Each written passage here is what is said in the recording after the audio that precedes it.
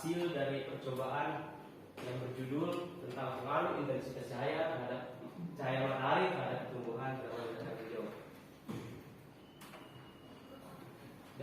Daftar isi topik yang akan dibahas adalah latar belakang, rumusan masalah, tujuan penelitian, manfaat penelitian, hipotesis, alat dan bahan, cara kerja, pembahasan, dan juga kesimpulan. Latar belakang. Di dunia ini terdapat banyak makhluk hidup yang pertumbuhan dan perkembangannya dapat diamati. Pertumbuhan adalah peristiwa perubahan biologis yang terjadi pada seluruh makhluk hidup, berupa pertumbuhan ukuran volume, tinggi, dan massa yang bersifat irreversibel atau tidak dapat dirubah. Sedangkan perkembangan adalah proses menuju tercapainya kedewasaan. Pertumbuhan dan perkembangan pada tumbuhan diawali dengan perkecambahan. Perkecambahan merupakan proses dan perkembangan embrio. Kacang hijau merupakan biji yang berasal dari India. Kacang hijau kemudian menyebar ke Cina dan berbagai wilayah Asia Tenggara dengan mudahnya karena cara menanam kacang hijau yang cukup mudah. Salah satu faktor yang mempengaruhi dalam proses pertumbuhan kacang hijau adalah intensitas cahaya yang ada. Berdasarkan masalah tersebut, saya sebagai peneliti tertarik untuk mengetahui pertumbuhan tanaman kacang hijau yang terkena cahaya matahari langsung dan yang tidak terkena cahaya matahari secara langsung, dengan judul pengaruh intensitas cahaya matahari terhadap pertumbuhan tanaman kacang hijau. Rumusan masalah.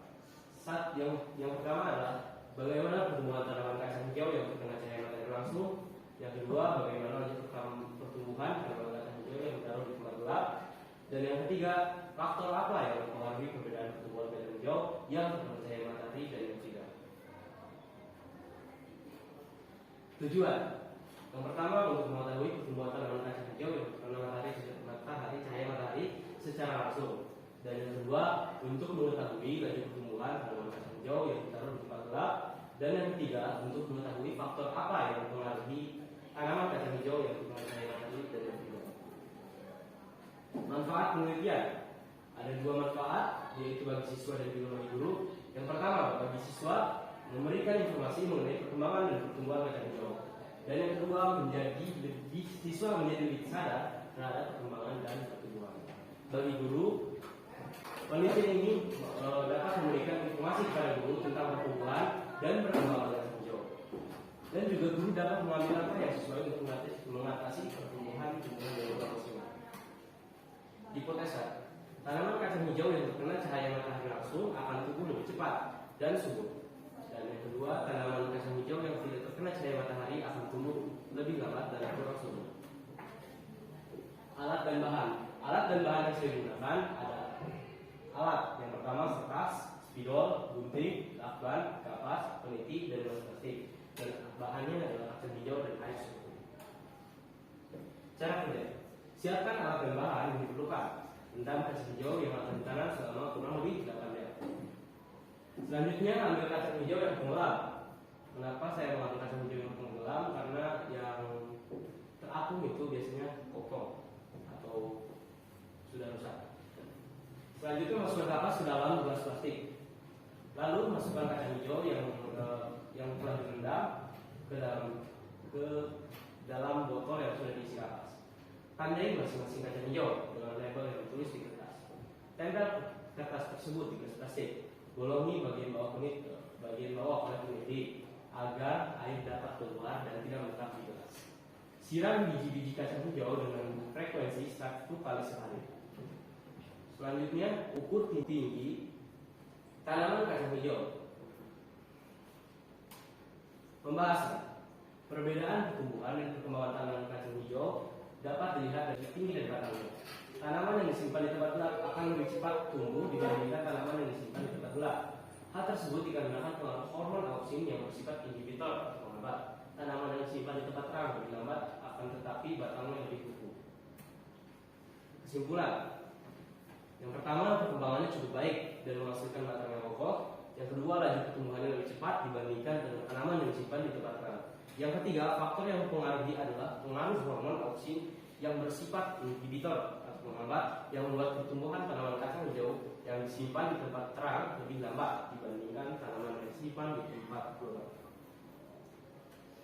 Ini adalah contoh tanaman saya. Yang sebelah kiri adalah tanaman yang disimpan di tempat gelap, dan yang sebelah kanan adalah tanaman kacang hijau yang disimpan di tempat terang. Ada yang ingin bertanya? Silakan.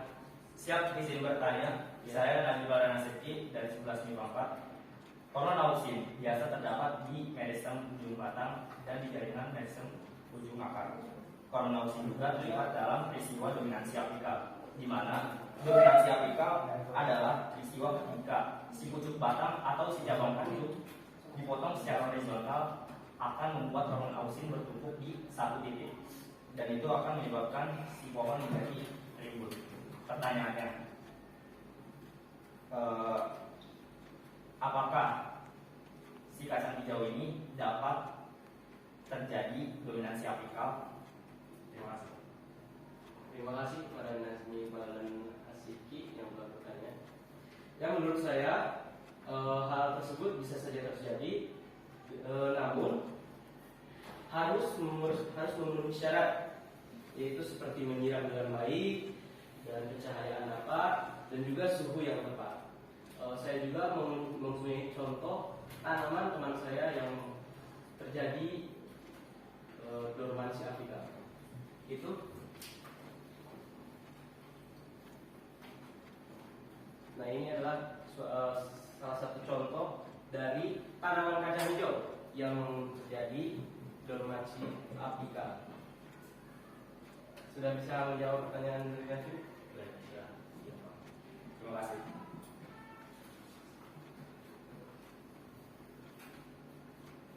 Selanjutnya ada yang ingin bertanya? Tidak ada? Baiklah, saya cukupkan untuk presentasi pada hari ini.